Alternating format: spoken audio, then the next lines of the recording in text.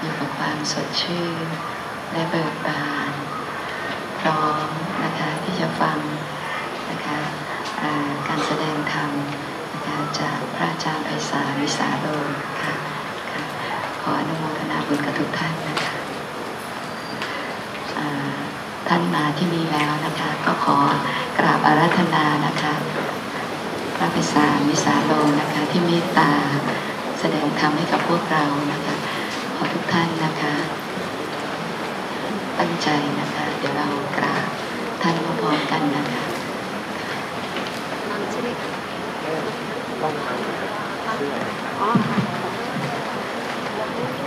กราบ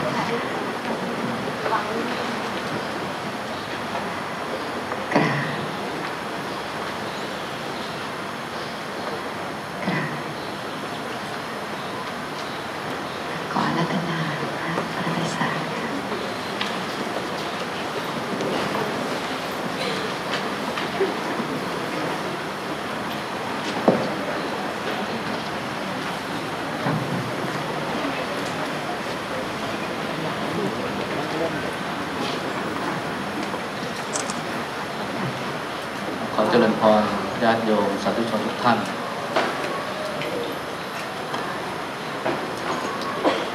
หัวข้อบรรยายวันนี้นะเขาอยากให้อาตมาพูดเรื่องตายก็ได้หายก็ดีนะวลีสั้นๆเนี่ย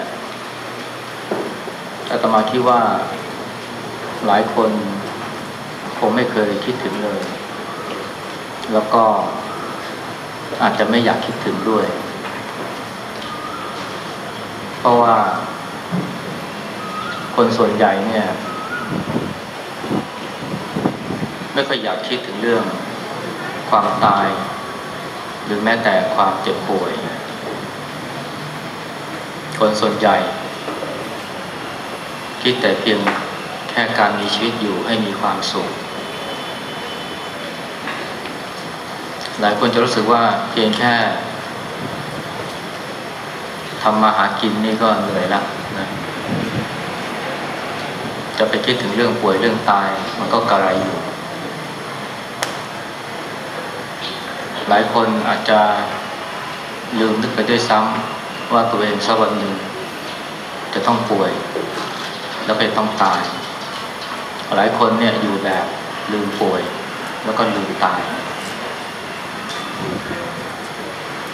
คิดแต่เรื่องการมีชีวิตคิดแต่เรื่องการมีชีวิตที่ดีถ้าจะนึกถึงวลีที่พึงพอใจก็คงได้แก่วลีประเภทว่าอยู่เย็นเป็นสุขอยู่ดีนะมีทรัพย์นะหรือว่าโชคดีมีลาภมักจะคิดไปทำนองนี้มากกว่าไอ้ประเภทว่านึกถึงเรื่องการตายก็ได้หายก็ดีไม่อยากจะคิดแล้วก็นึกไปไม่ถึงแต่ถ้าลองพิจารณาดูดีๆนะตายก็ได้หายก็ดีเนี่ยถ้าเรามาถึงจุดนี้ได้เนี่ยอาตมาว่าเราจะมีความสุขเราจะไม่มีความทุกข์ทรมานเลยเมื่อถึงวันที่เราเจ็บป่วยหนักและเรามาถึงจุดที่เราพูดกับตัวเองว่าตายก็ได้หายก็ดีคนที่พูดอย่างนั้นได้คนที่นึกแบบนั้นได้เนี่ยต้องเป็นคนที่พร้อมรับทุกอย่างและเมื่อพร้อมรับทุกอย่างก็ย่อมมีความสุขความสงบเย็นไม่มีความหวั่นไหวต่อความเจ็บป่วยและต่อความตาย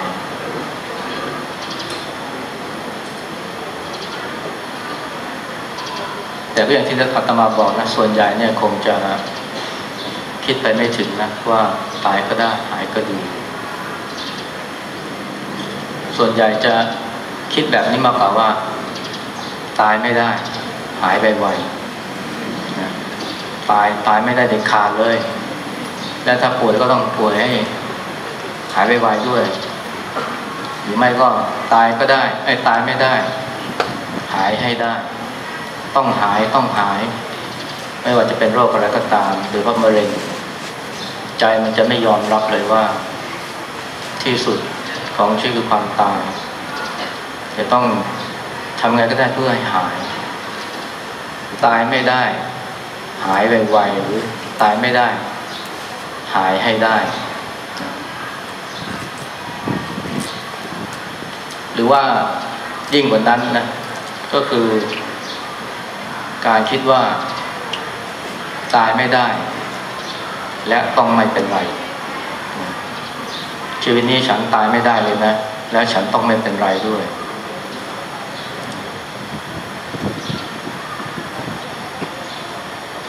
ตายไม่ได้เนี่ยแล้วก็หายให้ได้เนี่ยมันเกิดขึ้นกับคนที่พบว่าตัวเองเป็นโรคร้ายเจ็บป่วยแต่ถ้าไม่เจ็บไม่ป่วยเนี่ยก็จะคิดอีกแบบนึงว่าตายไม่ได้และต้องไม่เป็นไร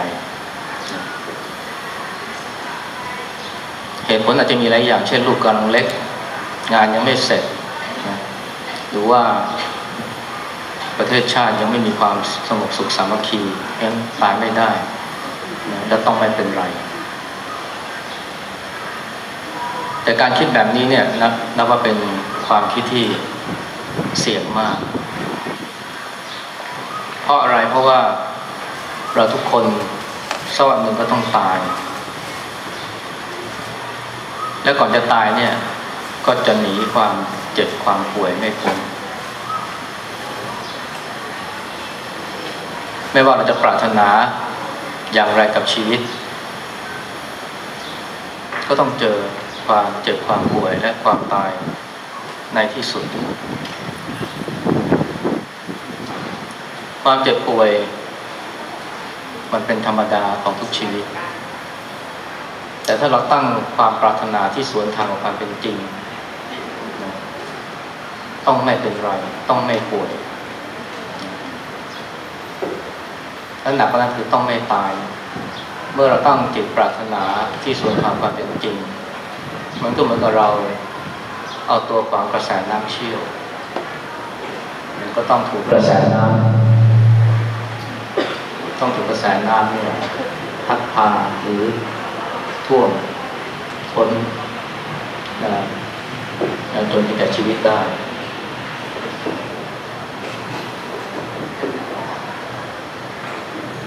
ในบทพิจารณาอภินหปัจจเวกนะซึ่งหลายคนคุ้นดีเพราะว่าสวดมนต์เป็นประจำก็จะมีคำภาวนามีอยู่5ประการแต่ว่า4ข้อแรกเนี่ยเป็นเรื่องเกี่ยวกับความจริงขั้นพื้นฐานเลยก็คือ 1. เรามีความแก่เป็นธรรมดาจะล่วงพ้นความแก่ไปไม่ได้ 2. เรามีความเจ็บไข้เป็นธรรมดาจะล่วงพ้นความเจ็บไข้ไปไม่ได้ 3. เรามีความตายเป็นธรรมดาจะล่วงพ้นความตายไปไม่ได้ 4. เราจะพัดพรากจากของรักของชอบใจทั้งนั้นอันนี้คือความจริงขั้นพื้นฐานที่เราต้องพิจารณาหรือสำเนียกเป็นประจำแต่หลายคนอาจจะรู้สึกว่าการพิจารณาเช่นนี้มันทำให้จิตหดหู่เมื่อรู้ว่าเรามีความแก่ความเจ็บป่วยความตายเป็นที่สุดแล้วก็ยังต้องเจอความพัดพรากอีกก่อนที่จะตายจากโลกนี้ไปแต่จริงๆแล้วเนี่ยสิ่งนี้มันคือปรากฏการณ์ธรรมดาที่เกิดขึ้นกับร่างกายของเรากับทรัพย์สมบัติของเราแต่ไม่ได้แปลว่าเมื่อมันเกิดขึ้นแล้วใจเราจะทุกข์ตามไปด้วยความแก่เป็นเรื่องกายความเจ็บป่วยเป็นเรื่องของกายความพลัดพรากสูญเสียเป็นเรื่องของทรัพย์สมบัติเป็นส่วนใหญ่และความตายที่จริงก็เป็นเรื่องของการแตกดับทางกายเช่นเดียวกัน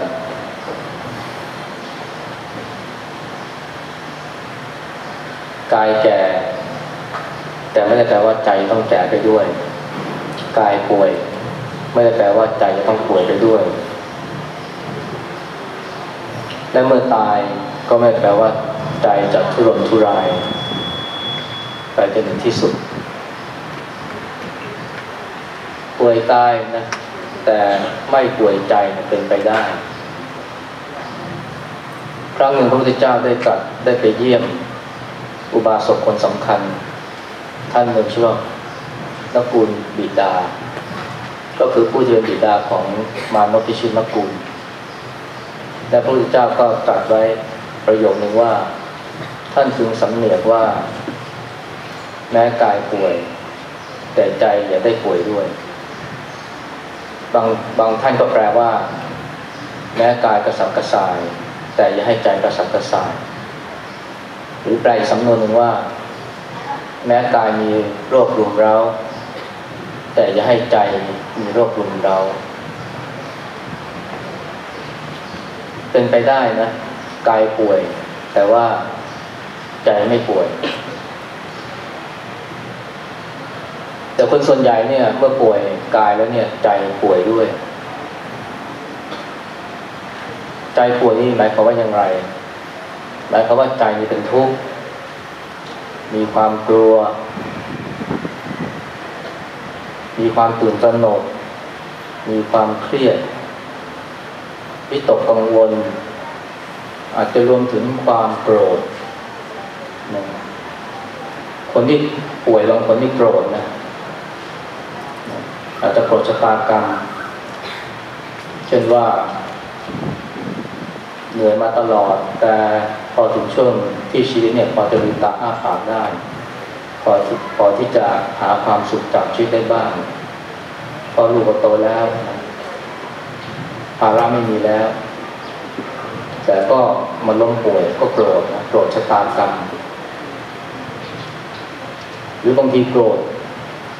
บุญกุศลที่บำเพ็ญแต่ไม่ช่วยรักษาไม่ช่วยคุ้มกันปกป้องตนอันนี้เป็นตัวอย่างของความป่วยใจป่วยกายเนี่ยก็หนักอยู่แล้วนะแต่คนส่วนใหญ่ไม่ปล่อยให้ใจเนี่ยป่วยตามไปด้วยและใจที่ป่วยก็ไปซ้ำเติมกายเนี่ยให้หนักขึ้น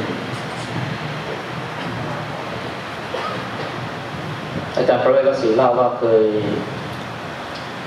เจอคนไข้คนหนึ่งนะเป็นผู้ชายวัยกลางคนตัวซีดไม่มีแรงแม้กระทั่งจะเดินมาหาหมอต้องนอนเปลมาอาการท่าทางจะหนักมาหาคุณหมอประเวศซึ่งเป็นหมอทางด้านเลือดที่ศิริราชคนไข้ตัวซีดอาจารย์ก็สัมภาษณ์คนไข้แล้วก็ดูอาการสักพักก็หันไปคุยกับแพทย์ประจำบ้านเรซิเดนต์ว่าคนไข้คนนี้ไม่เป็นอะไรมากเป็นพยาธิปากขอมีพยาธิปากขอเดี๋ยวให้กินเหล็กคือธาตุเหล็กก็จะดีวันดีคืน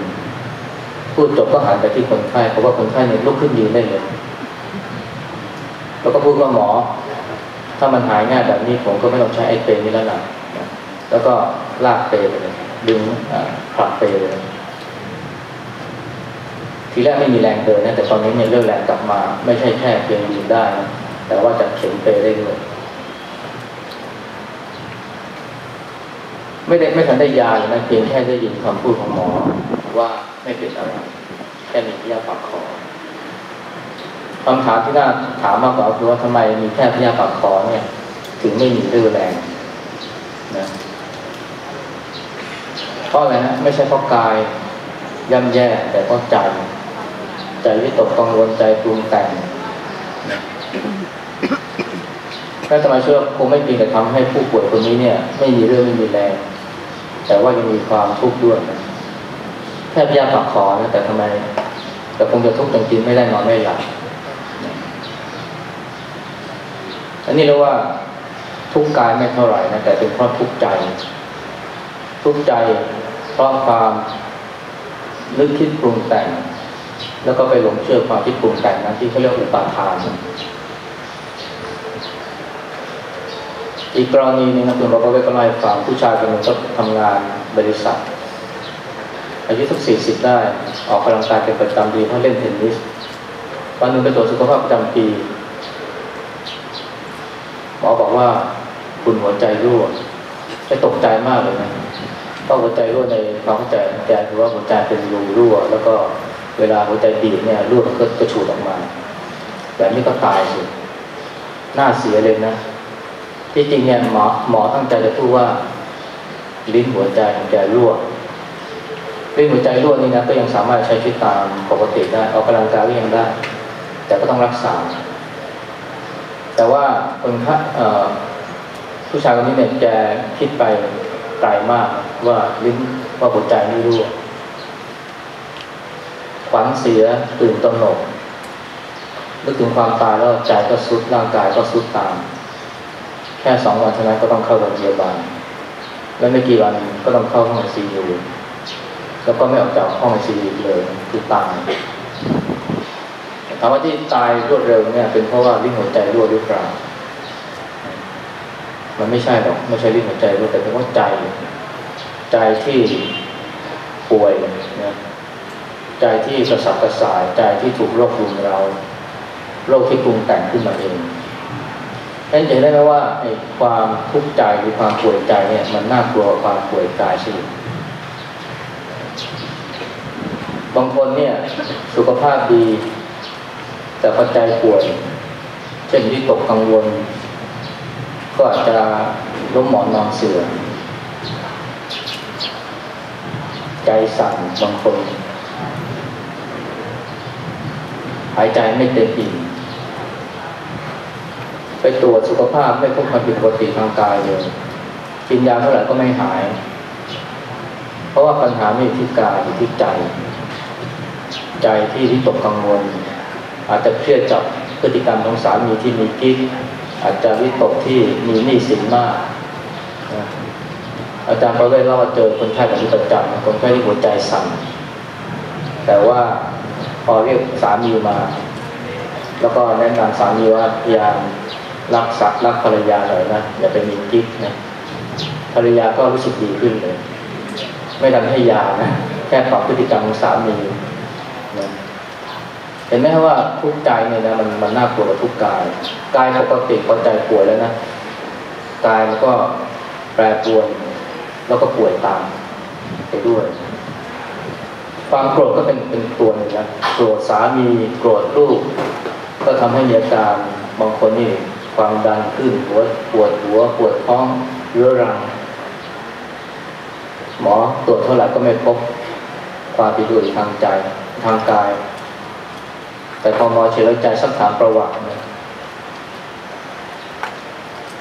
พอคนไข้เราประวัติของตัวคนไข้นี้เป็นผู้หญิงอายุ20 กว่าเป็นลูกกำพร้าอยู่ในความดูแลของพี่สาวพอพูดถึงพี่สาวนี่โกรธเลยนะอาการขึ้นน้อยใจโกรธพี่สาวหมอก็เลยบอกว่าเนี่ยจะแนะนำอย่างนึงนะก็คือให้อภัยพี่สาวเมื่อคนไข้ไม่พอใจนะหมอแทนที่จะให้ยากลับให้ตัวเองให้อภัยคนไข้ก็หายไปเลยนะ1 ปีต่อมาหมอก็ได้รับจดหมายจากคนไข้คนนี้แหละสมัยนั้นยังไม่มีอีเมลนะ Facebook ก็ไม่มีบอกว่าตอนนี้หายแล้วเพราะว่าทำตามคำแนะนำของหมอคือให้อภัยพี่สาวพอให้อภัยพี่สาวปุ๊บความทุกข์ก็หายโรคก็หายแสดงว่าอะไรแสดงว่ากายไม่ป่วยแต่ใจป่วยพอใจป่วยแล้วเนี่ยมันก็ไปทำให้กายเนี่ยป่วยกายมีวิปริตผันแปรขึ้นมาและความป่วยใจในกรณีนี้ก็คือความโกรธความพยาบาทเพราะฉะนั้นเนี่ยสิ่งที่เราพึงตระหนักอยู่เสมอไม่ว่าเราจะเป็นคนปกติหรือว่าเรากำลังมีโรคภัยไข้เจ็บอยู่ก็ตามก็คือว่าอย่าเพียงแต่ดูแลรักษากายเท่านั้นต้องดูแลรักษาใจนะ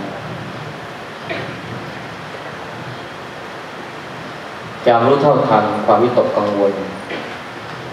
แล้วก็พยายามที่จะรักษาใจให้สงบให้พบกับความเย็นเป็นปกติแต่ธรรมดาของผู้คนเนี่ยนะเวลาเจ็บปวดขึ้นมาเนี่ยความทุกข์ใจเกิดขึ้นทันทีเลย ความทุกข์อย่างแรกที่เกิดขึ้นเนี่ยเพราะใจไม่ยอมรับใจปฏิเสธทันทีที่ใจปฏิเสธใจไม่ยอมรับความเจ็บป่วยที่เกิดขึ้นหรือแม้กระทั่งความสูญเสียทรัพย์สมบัติความล้มเหลวในการงานทันทีที่ใจปฏิเสธใจไม่ยอมรับเนี่ยความป่วยใจเกิดขึ้นแล้วและความป่วยใจนี่มันก็เคยซ้ำเติมความป่วยกายให้หนักขึ้นเราลองถามตัวเราเองนะว่าเวลาเจ็บป่วยเนี่ยใจเรายอมรับแค่ไหนหลายคนเนี่ยที่เราส่วนใหญ่ก็ได้ใจมันจะโอดโอยตีโพยตีพายไม่ยอมรับโดยเพราะถ้าพบว่าเป็นโรคร้ายรักษายากรักษาไม่หายก็จะตีโพยตีพายโวยวายขึ้นมาในใจว่าทำไมต้องเป็นฉันหลายคนไม่ตระหนักนะว่าการที่ใจปฏิเสธแบบนี้แหละที่มันทำให้ใจป่วยทันทีแล้วมันก็จะไปซ้ำเติมให้กายเนี่ยแย่เลย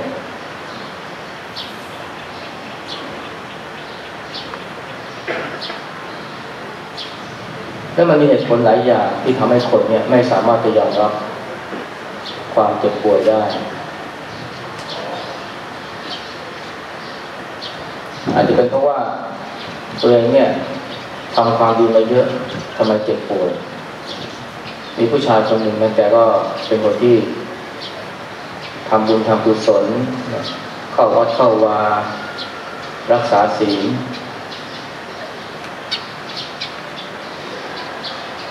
นี่ไม่ให้บกพร่องเลยก็ทำเช่นนี้มาอยู่นานทั้งหมดเนี่ยก็ด้วยความเชื่อว่าเมื่อทำบุญทำกุศลแล้วเนี่ย